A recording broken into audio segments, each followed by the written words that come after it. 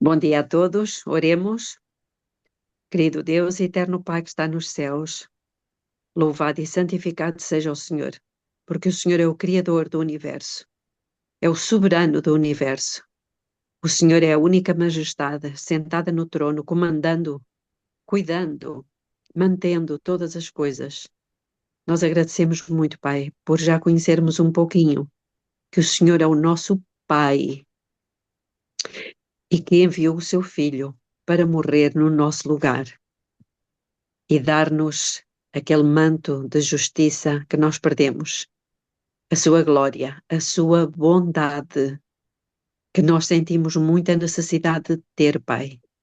Por isso queremos suplicar-lhe que o Senhor nos conceda esse privilégio de ter a sua bondade, de manifestar a sua bondade para com todas as pessoas, de sermos compreensivos, de pensarmos como Jesus. Ter a mente de Cristo é algo muito importante. E nós agradecemos por todas as mensagens que o Senhor tem enviado até nós. Nós acreditamos que o Senhor está querendo preparar um povo que vai iluminar a terra com a sua glória, com a sua bondade, com o seu caráter, com a sua paciência, a sua humildade. Nós queremos ser esse povo, Pai. Que o Senhor nos conceda a graça de ainda terminarmos a obra. No fundo é isso que nós desejamos. Que o seu nome seja glorificado através do nosso temperamento, do nosso caráter, das nossas ações, das nossas palavras. E perdoa-nos, Pai. Perdoa-nos, como a irmã Ana Maria falava há pouco. Perdoa-nos pela nossa natureza pecaminosa. Quantas vezes nós sabemos o que é certo, fazemos o que é errado, pedimos perdão, Pai. Mas queremos que o Senhor Jesus permaneça em nós. Fique conosco. Dirija este estudo. Abençoe cada um de nós. Em nome de Jesus. Amém. Amém. Então vamos continuar com o estudo do nosso livro Oração. Estamos no capítulo 8 e no subtítulo devemos imitar o exemplo dado por Cristo quanto à oração importuna. A força de Cristo estava na oração. Ele tinha tomado sobre si a humanidade e levou as nossas fraquezas e tornou-se pecado por nós. Muito importante o que está aqui. A força de Cristo estava na oração.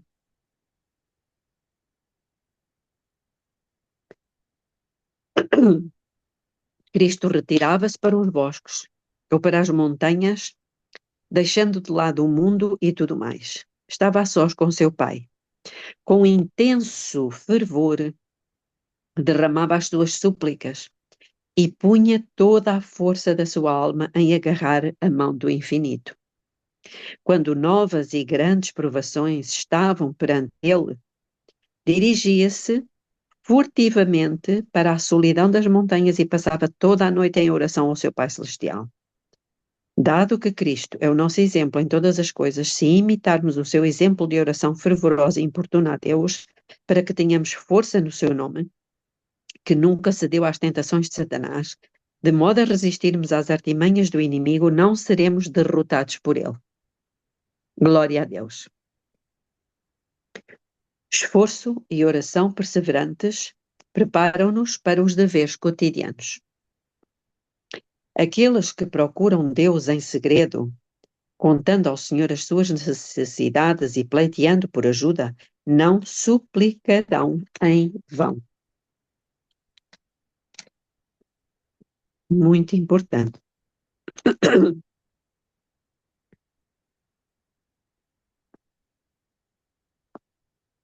Teu Pai que vê secretamente te recompensará.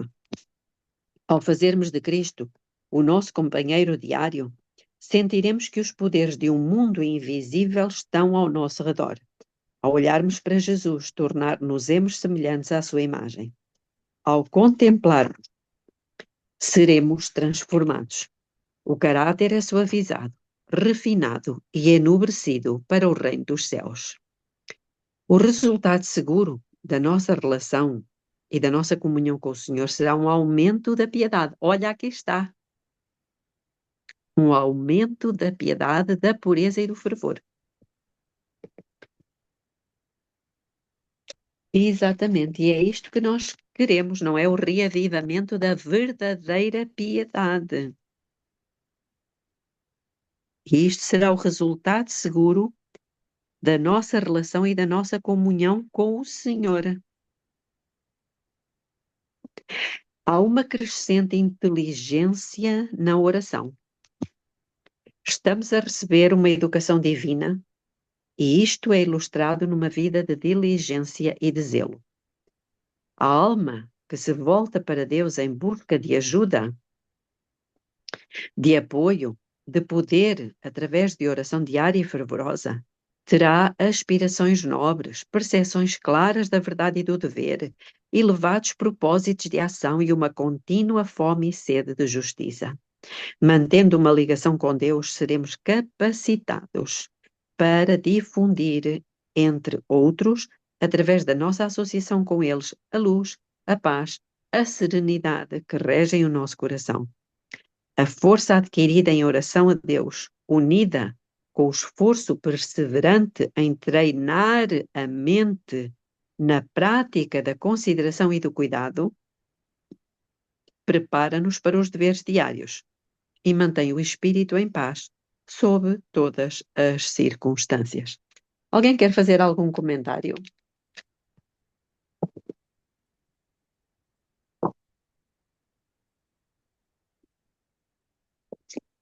Este é um parágrafo muito importante, já repararam? Especial, Belém. Eu vou repetir.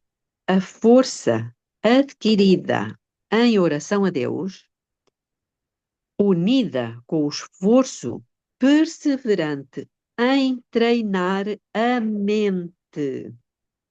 Isto aqui tem um ponto importante. Na prática da consideração e do cuidado, portanto, nós para termos uma mente disponível para a consideração e o cuidado, ela tem que ser treinada. Isso prepara-nos para os deveres diários e mantém o espírito em paz sob todas as circunstâncias. Que era o que acontecia com Jesus. Lá naquela tempestade, o que é que aconteceu? Ele estava tranquilíssimo, nada perturbado, nem medo, nem assustado, dormia, porque ele tinha uma mente treinada na prática da consideração e do cuidado. A questão da mente é muito importante. Aquele vídeo, irmãos, que o Adenis colocou no grupo, se alguém não viu, eu aconselho a que vejam e vejam mais do que uma vez. Eu vou escrevê-lo todo, porque eu acho que ele é mesmo muito importante. Eu já ouvi 2 vezes. Ah, que Quero ouvir ótimo. mais. Muito bem. Muito Temos bom. aqui, muito bom mesmo. Temos aqui uma pessoa nova, Celina Santiago. Seja bem-vinda, Celina. Belinha, eu assisti ele umas 2 vezes ou mais e já compartilhei com a minha família, porque achei muito importante. Nossa, Muito, sem gente, o dúvida. que é isso? Meu Pai do céu, né? É, E cada vez que a gente assiste, mais, nossa, como diz, é. né? Maravilhoso. Digam-me só, a irmã Celina está aqui a convite de alguém? Ah, do Ronaldo. Ok, muito bem, Celina, seja muito bem-vinda. Um dia vamos gostar de falar consigo um pouco, não sei se agora é possível, mas talvez vai ficar para outra altura. Continuando. Nada deve desviar-nos do estudo da Bíblia e da oração fervorosa. Não permitam que nada, por mais querido, por mais amado, absorva a vossa mente e os vossos afetos, desviando-vos do estudo da palavra de Deus ou da oração fervorosa. Vigiem em oração. Vivam os vossos próprios pedidos. Quero dizer-vos, irmãos, só aqui fazendo um parênteses, quero dizer-vos que eu estive este fim de semana com uma irmã que alguns dos irmãos que estão aqui conhecem, porque ela já pertenceu ao nosso grupo aqui há uns anos atrás. A Ellen Chukimia. Alguém conhece? Ela é argentina, não é? Ela Não, não é é Argentina. boliviana. Ela é de Boliviana, Minas, é. eu acho. Ela é brasileira, mas tem ascendentes bolivianos. E então, ela tem um estudo, irmãos, tem um estudo, aliás, tem 2 estudos que ela está aqui em Portugal, mas eu vou tentar que ela arranje um tempinho para falar com vocês. Se ela conseguir, irmãos, por favor, não deixem de estar presentes. É uma coisa fantástica. E agora, ao ler aqui a questão dos afetos, ela também vai falar dos afetos. Vai falar do santuário relativamente ao nosso corpo e a mente, vai falar muito da mente, vale a pena assistir, ou melhor, participar. Está bem? Estou já a dar aqui a dica. A oração que vence inclui a fé. E Geórgia, antes de avançar, se por acaso isso acontecer, a mensagem dela vai ter que ser gravada, porque nós vamos precisar de ouvir mais que uma vez. Está bem? Entendi, Belinha. Ok. Outro elemento da oração que vence é a fé. Porque é necessário que aquele que se aproxima de Deus creia que Ele existe e que é galardoador dos que o buscam. Hebreus 11:6. Jesus disse aos seus discípulos: Por isso vos digo que tudo o que pedirdes orando, crede que o recebereis e tê-lo-eis. Marcos 11:24. A fé é um elemento essencial da oração que vence. Porque é necessário que aquele que se aproxima de Deus creia que Ele existe e que é galardoador dos que o buscam. Hebreus 11:6. Se pedirmos alguma coisa segundo a sua vontade, Ele nos ouve. E se sabemos que nos ouve em tudo o que pedirmos, sabemos que alcançamos as petições que lhe fizermos. 1 João 5, 14 e 15. Com a perseverante fé de Jacó, com a inflexível persistência de Elias, podemos apresentar as nossas petições ao Pai, reclamando tudo o que Ele prometeu. Cá estão as promessas. Nós já aprendemos sobre isso, não é verdade? Então, reparem, ela aplica aqui dois personagens, com a perseverante fé de Jacó, com a inflexível resistência de Elias, podemos apresentar as nossas petições ao Pai, reclamando tudo o que ele prometeu. A honra do seu trono está empenhada no cumprimento da sua palavra. Uau! Olhem só aqui. A honra do seu trono está empenhada no cumprimento da sua palavra. A oração dá provas da nossa confiança em Deus. O Senhor diz: E invoca-me no dia da angústia, Salmo 50:15.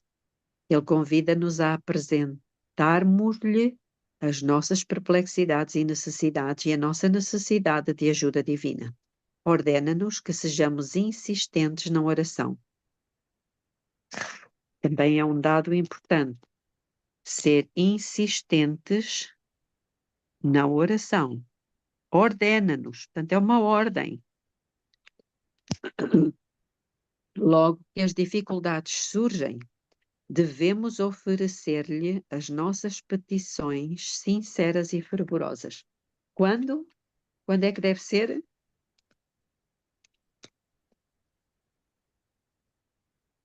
Logo que surgem as dificuldades, né? Exatamente. É logo. Logo que as dificuldades surgem, devemos oferecer-lhe as nossas petições sinceras e fervorosas. Através das nossas orações importunas, damos prova da nossa forte confiança em Deus. Olhem aqui, exatamente. O sentido da nossa necessidade leva-nos a orar com fervor. e o nosso Pai Celestial é comovido pelas nossas súplicas. Alguém quer comentar alguma coisa?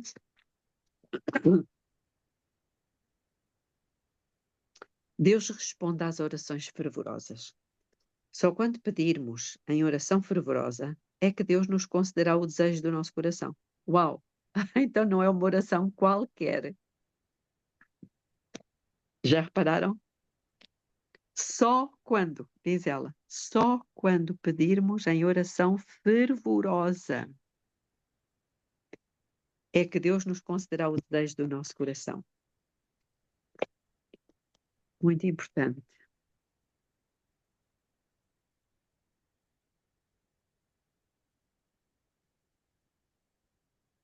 Depois de orarem, continuem a reclamar a promessa.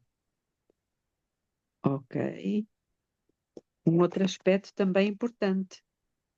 Depois de orarmos, devemos continuar a reclamar a promessa. Depois de feita a oração, se a resposta não é percebida imediatamente, não se cansem de esperar e não se tornem instáveis. Não vacilem. Agarrem-se à promessa. Fiel é o que vos chama, o qual também o fará. Como a viúva importuna, apresentem o vosso caso sendo firmes no vosso propósito. O objeto é importante e de grandes consequências para vocês? Certamente. Então, não vacilem, pois a vossa fé pode ser testada. Se aquilo que desejam é valioso, é merecedor de um esforço forte e fervoroso. Tenham a promessa, vigiem e orem. Sejam firmes e a oração será respondida, pois não foi Deus que o prometeu. Se vos custar alguma coisa obtê-lo, dar-lhe-ão mais valor quando o obtiverem. É verdade, irmãos, não é? Uma coisa, nós normalmente não damos muito valor a uma coisa que não nos custa muito. E no caso aqui não é que custe financeiramente, mas custa-nos o nosso tempo, não é? O nosso fervor. O exercício da fé, Belinha. Exatamente. Se vos custar alguma coisa obtê-lo, dar-lhe-ão mais valor quando o obtiverem. Foi-vos dito claramente que, se vacilarem, não pensem que receberão alguma coisa do Senhor. Um aviso é aqui dado, para que não se cansem, mas para que descansem firmemente sobre a promessa. Se pedirem, ele dar-vos-á liberalmente e não vos censurará. Deus não vos despedirá vazios. Quando as tentações e as provações se lançarem sobre vós, vamos a Deus e agonizemos com Ele em oração. Ele não nos despedirá vazios, mas dar-nos-á graça e força para vencer e para quebrar o poder do inimigo. É interessante aqui a palavrinha, agonizemos. O que é que acham disto? Belinha, me lembro aquela mulher que foi a Jesus e ela não era hebreia, não era judia. E quando Jesus disse, não é bom que se tire a comida dos filhos e dê aos cachorrinhos. E ela disse assim, pois é, Senhor, os cachorrinhos também comem das migalhas que caem da mesa dos seus patrões.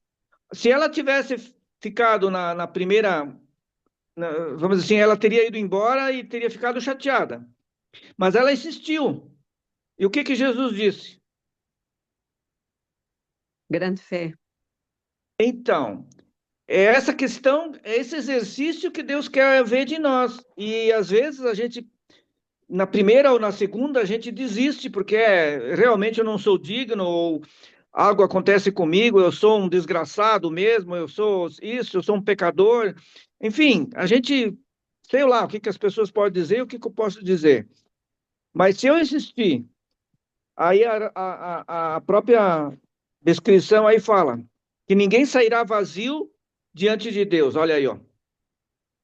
Uhum. Isso que estavas a falar agora fez-me lembrar o que eu aprendi este fim de semana. A questão dos afetos. Não é afetos para com as outras pessoas. É afetos para conosco. Nós não podemos aceitar aquilo que as circunstâncias, ou melhor, não podemos permitir que as circunstâncias nos afetem. Percebem? Com certeza. Não podemos permitir. Lembrem-se que Jesus estava no meio de uma tempestade e ele estava em paz. Ele estava em paz. Ele não permitiu que as circunstâncias... Sim, Celina, não há problema. Não podemos permitir. Isso só é possível de uma forma. Porque muitas vezes, quando a Dana estava a falar, não é que vem aquela ideia, sou um miserável, sou um desgraçado, não sou merecedor, sou isto, sou aquilo. Nós não podemos receber essa palavra. Aquilo que talvez alguém tentou incutir-nos, ou mesmo até, é o Ronaldo, ok, está bem, Ronaldo. Se alguém sem querer, não é? Porque muitas vezes na infância é-nos dito, é-nos dito, tu não prestas para nada, tu não fazes nada direito, só fazes asneira, tu nunca vais ser ninguém na vida. Não sei se há aqui pessoas que tiveram na infância, receberam este tipo de mensagens, não é? E a pessoa, mesmo inconscientemente, acaba recebendo essa informação. Fica no subconsciente, não é no inconsciente, é no subconsciente. E depois acaba por ser aquilo que está lá no seu subconsciente. Percebem? E, portanto, nós não podemos aceitar isso. Nós temos que, em nome de Jesus, rejeitar isso. Porque essa é uma mensagem que não nos traz paz, que não vem do céu, não vem do reino. Vem do reino das trevas. E nós pertencemos ao reino da luz. Então temos que rejeitar com o poder de Deus essa palavra. Entendem o que eu estou a dizer? Com certeza, com certeza. Renovar a Sim, mente. Sim, Aline, Maria. Sim. quando eu tinha meus meninos pequenos, e um deles falava assim para mim, mãe, eu quero repetir de ano. Um deles queria repetir de ano, para saber como é que era repetir de ano. Eu falava assim para eles, mas por que você quer repetir de ano? Mãe, a filha não sei de quem, da família, assim, da tia Lídia já repetiu, não sei quem já repetiu. Eu falava assim para eles, vocês não vão repetir de ano. Se repetir de ano, vai ser que nem no meu tempo. Vai apanhar e não vai ter presente de Natal. E naquele tempo, meus pais faziam isso com nós. Se repetir de ano, além de levar uma, falava piaba, vai levar uma piaba e ainda e não vai ter presente, né? Aí eles falavam, mas eu quero. Eu falava, não, vocês não vão repetir de ano, sabe por quê? Vocês não são nem burros nem retardados, vocês são inteligentes. Então, nunca repetiram de ano. E nem estudavam muito, assim. Eles falavam, vocês não vão estudar. Ai, mãe, já prestei atenção no que a professora falou, eu não preciso estudar. Eles nunca repetiram de ano. Então, eu sempre inculquei na cabeça deles que eles eram capazes, que eles tinham, a gente via que eles, né, que tinham inteligência. Eu fico Uhum. maluca quando eu vejo o pai falar isso do filho, que o filho é burro. Já tive essa experiência. Uma cunhada minha uma vez virou para mim e falou assim: Meus filhos não são inteligentes como os seus, eles são burros. Eu falei, gente, que triste, né? É, é. E as pessoas, então as crianças, não é? Recebem essa palavra. O pai e a mãe são uma autoridade. E isso vai se repercutir durante a vida deles toda.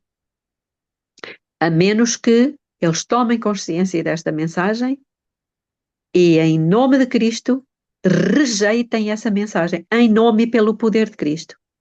Só pelo poder de Cristo é que nós temos que rejeitar isto. Percebem? E quem não tem este conhecimento vive toda a vida amargurado, toda a vida inferiorizado, toda a vida sentindo-se mais menos do que os outros, percebem?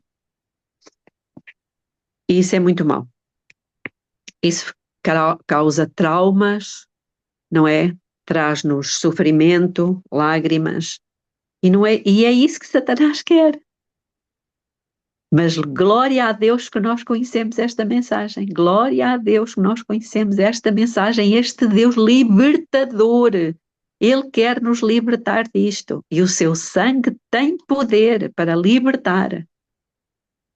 Amém. Hoje somos livres em Cristo Jesus. Satanás não nos acorrenta mais com essa mensagem. Ok? Belinha, eu tenho aqui Sim. uma experiência, né, para contar, mas o tempo talvez não seja propício, por causa do pouquinho de tempo, né? Então Mas guarda para amanhã, tá bem, Ana Maria? Vai guardar cenas do próximo capítulo. tá bom. Então vamos lá. A oração sem uma fé viva de nada serve. Fé não é sentimento.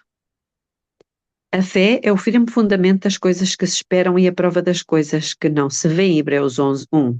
A verdadeira fé, de modo algum, é aliada da presunção. Apenas aquele que tem verdadeira fé está seguro contra a presunção, pois a presunção é a falsificação da fé feita por Satanás. A fé reclama as promessas de Deus e produz frutos de obediência. A presunção também reclama as promessas, mas usa-as como usou Satanás, ou melhor, como Satanás usou para desculpar a transgressão. A fé teria levado os nossos primeiros pais a confiar no amor de Deus e a obedecer aos seus mandamentos. A presunção levou-os a transgredir a sua lei, crendo, isto aqui é importante, crendo que o seu grande amor os salvaria das consequências do seu pecado. Estão a ver aqui? Isto é presunção. É transgredir o que Deus diz, acreditando, não, mas Ele é bom, Ele vai estar comigo, Ele vai me livrar.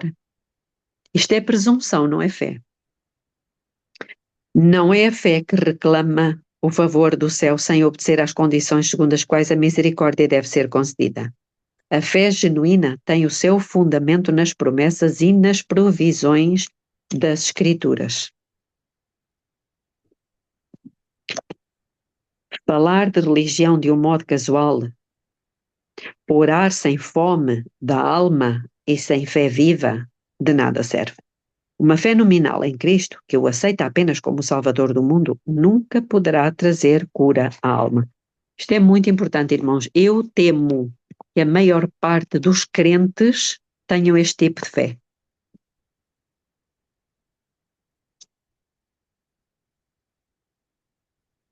Eu vou repetir. Uma fé nominal em Cristo, que o aceita apenas como o Salvador do mundo, nunca poderá trazer cura à alma. A fé que é para a salvação não é um mero assentimento à verdade. Aquele que aguarda ter um perfeito conhecimento antes de exercer fé não pode receber a benção de Deus. Já repararam que tudo no universo, todos os seres do universo, eles tiveram que exercer fé? Todos.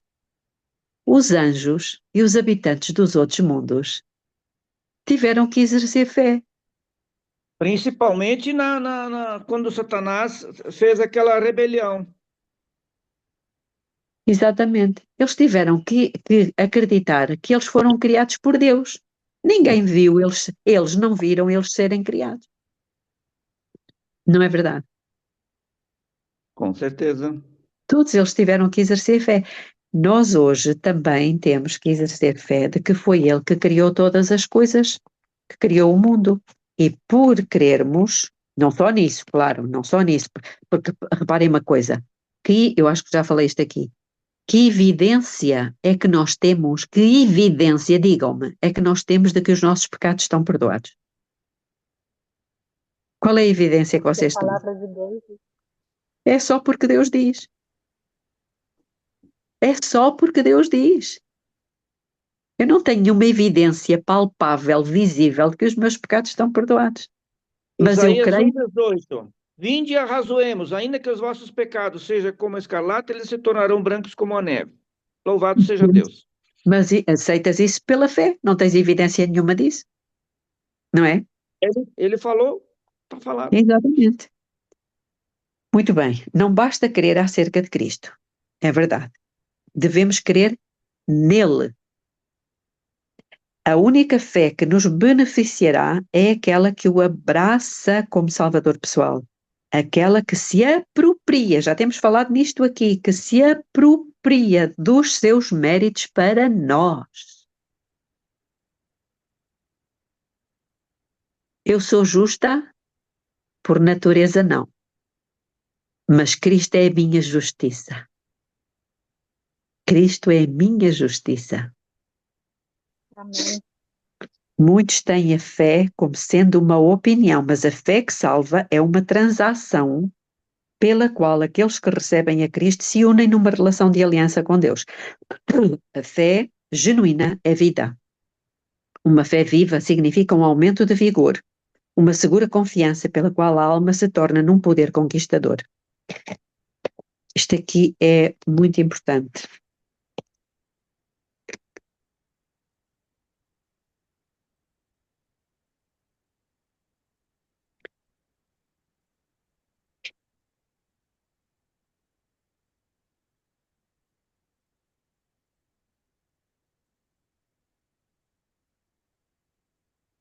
Não se esqueçam disto.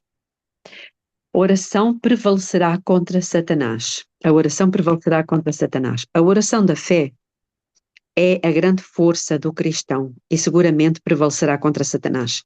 É por isso que ele insinua a ideia de que não necessitamos de oração. Ele detesta o nome de Jesus, o nosso advogado. E quando vamos com fervor a ele em busca de ajuda, a hoste de Satanás fica alarmada.